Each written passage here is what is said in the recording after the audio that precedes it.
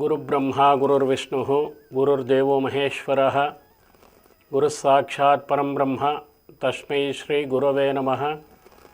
ಗುರವೇ ಸರ್ವಲೋಕಾನಾಂ ವಿಷಸೇ ಭವರೋಗಿಣಾಂ ನಿಧಯೇ ಸರ್ವವಿದ್ಯಾನಾಂ ದಕ್ಷಿಣಾಮೂರ್ತಯೇ ನಮಃ.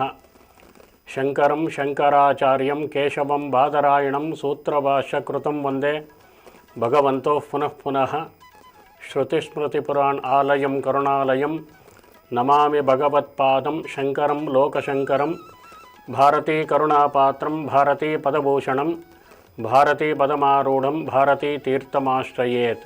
ವಿದ್ಯಾ ವಿನಯ ಸಂಪನ್ನಂ ವೀತರಾಗಂ ವಿವೇಕಿನಂ ವಂದೇ ವೇದಾಂತ ತತ್ವಜ್ಞಂ ವಿದುಷೇಖರ ಭಾರತೀಂ. ವಂದೇಹಂ ವಂದನೀಯಾನಾಂ ವಂದ್ಯಂ ನಾರಾಯಣಾಶ್ರಮಂ ಶ್ರೀ ಕಾಮಾಕ್ಷಿ ಶಾರದಾ ಚಂದ್ರಮೌಳೇಶ್ವರ ಪಾದಪದ್ಮಾರಾಧಕಂ. ಶ್ರೀ ಗುರುಭ್ಯೋ ನಮಃ. ಜಗದ್ಗುರುಗಳ ಪಾದಾರವಿಂದದಲ್ಲಿ ಸಾಷ್ಟಾಂಗ ನಮಸ್ಕಾರವನ್ನು ಮಾಡುತ್ತಾ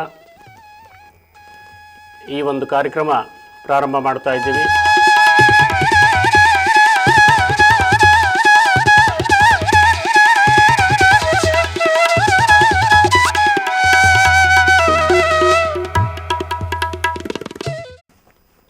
ಒಂದು ವಿಚಾರ ಏನು ಅಂತಂದರೆ,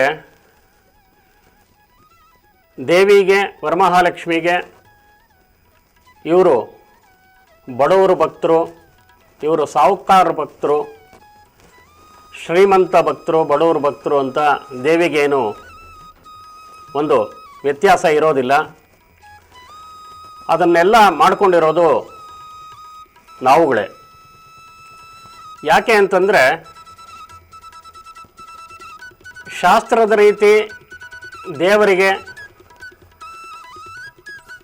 ಒಂದು ಹಣ್ಣು ಹಂಪಲು ಪತ್ರೆ ಪುಷ್ಪ ಸುಗಂಧ ಪುಷ್ಪ ಅಂತ ಸುಗಂಧ ಪುಷ್ಪವನ್ನು ಅರ್ಪಣೆ ಮಾಡಿ ಭಕ್ತಿಯಿಂದ ದೇವರಿಗೆ ಹರಿಸ್ಕೊಂಡು ದೇವರಲ್ಲಿ ಪ್ರಾರ್ಥನೆ ಮಾಡಿಕೊಂಡು ನಮ್ಮ ಶಕ್ತಾನುಸಾರ ಮಾಡಿ ದೇವರಲ್ಲಿ ಭಕ್ತಿ ತೋರಿಸೋದು ಒಂದು ವಿಧಾನ. ಇನ್ನೊಂದು ವಿಧಾನ ಅಂತಂದರೆ, ಈಗಿನ ಪರಿಸ್ಥಿತಿಯಲ್ಲಿ ವರಮಹಾಲಕ್ಷ್ಮಿ ಹಬ್ಬ ಅಂತಂದರೆ ತುಂಬ ವಿಜೃಂಭಣೆಯಿಂದ ಆಡಂಬರದಿಂದ ಆಗೋ ಒಂದು ವ್ರತ ಆಗಿದೆ. ಶಾಸ್ತ್ರದಲ್ಲಿ ಇದೇ ಥರ ತುಂಬ ಆಡಂಬರವಾಗಿ ಮಾಡಬೇಕು ಅಂತ ಶಾಸ್ತ್ರದಲ್ಲಿ ಹೇಳಿಲ್ಲ.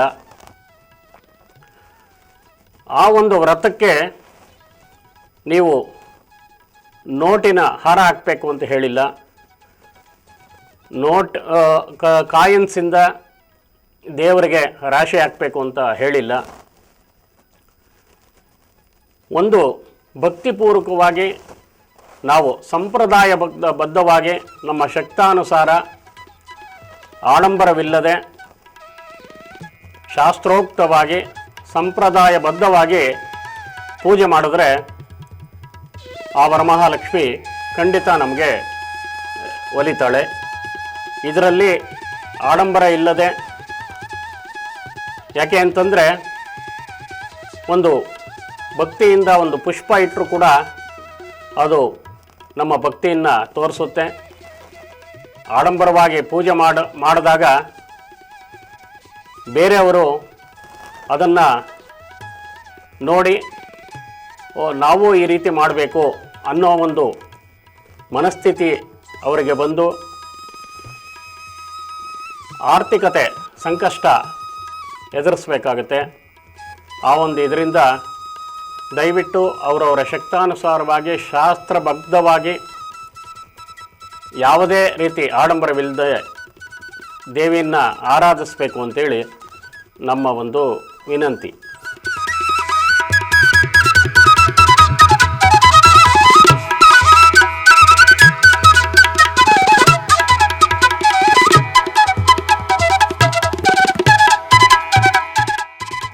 ವರಮಹಾಲಕ್ಷ್ಮಿಗೆ ಕಮಲದ ಹೂವು ತುಂಬ ಶ್ರೇಷ್ಠ. ಮಲ್ಲಿಗೆ, ಮಳ್ಳೆ ಹೂವು, ಸುಗಂಧ ದ್ರವ್ಯಗಳು ಅಂತ, ಸುಗಂಧ ಪುಷ್ಪಗಳು ಅಂತ ಸುಗಂಧ ಪುಷ್ಪಗಳಿಂದ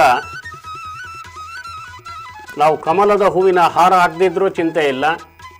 ಒಂದೇ ಒಂದು ಕಮಲದ ಹೂವು ದೇವಿಯ ಪಾದದಲ್ಲಿ ಅರ್ಪಣೆ ಮಾಡಿದ್ರೆ ಅರ್ಚನೆಗೆ ಎಲ್ಲ ರೀತಿಯ ಹೂವನ್ನು ಉಪಯೋಗಿಸಿ ದೇವಿಗೆ ಅರ್ಪಣೆ ಮಾಡಬೇಕಾದ್ರೆ, ಹಾರದ ರೂಪದಲ್ಲಿ ಅರ್ಪಣೆ ಮಾಡಬೇಕಾದ್ರೆ ಒಂದು ಸುಗಂಧಭರಿತ ಹೂವುಗಳನ್ನು ಅರ್ಪಣೆ ಮಾಡಿದ್ರೆ ತುಂಬ ಒಳ್ಳೆಯದು ಅಂತೇಳಿ ನಮ್ಮ ಒಂದು ಅಭಿಪ್ರಾಯ.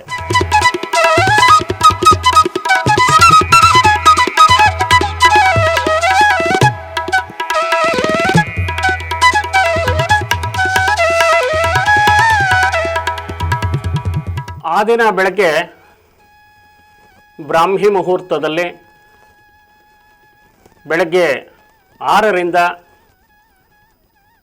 ಬೆಳಗ್ಗೆ 10 ಗಂಟೆ ಒಳಗಾಗಿ ಪೂಜೆ ಪ್ರಾರಂಭ ಮಾಡಬೇಕು. ಆ ಪೂಜೆ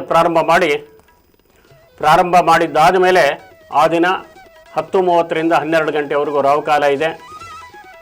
ರಾಹುಕಾಲ ಯಾವುದೇ ರೀತಿ ತೊಂದರೆ ಇಲ್ಲ, ಪ್ರಯಾಣಕ್ಕೆ ಮಾತ್ರ ರಾಹುಕಾಲ ಅಂತ ಹೇಳಿದ್ದಾರೆ. ಆ ಒಂದು ಇದರಿಂದ ಅವರವರ ಅನುಕೂಲಕ್ಕೆ ತಕ್ಕಂತೆ ಬೆಳಗ್ಗೆ 6ರಿಂದ ಮಧ್ಯಾಹ್ನ 12 ಗಂಟೆ ಒಳಗಾಗಿ ಯಾವ ಟೈಮ್ನಲ್ಲಿ ಬೇಕಾದರೂ ಪೂಜೆ ಪ್ರಾರಂಭ ಮಾಡ್ಬೋದು. ಅಪರಾಹ್ನದಲ್ಲಿ ಅಂದರೆ ಮಧ್ಯಾಹ್ನ 12 ಗಂಟೆ ಮೇಲೆ ಪೂಜೆ ಬೇಡ ಅಂತ ಹೇಳಿದ್ದಾರೆ. ಆ ಒಂದು ಇದರಿಂದ 12 ಗಂಟೆ ಒಳಗಾಗಿ ಪೂಜೆ ಸಮಾಪ್ತಿ ಮಾಡ್ಬೋದು.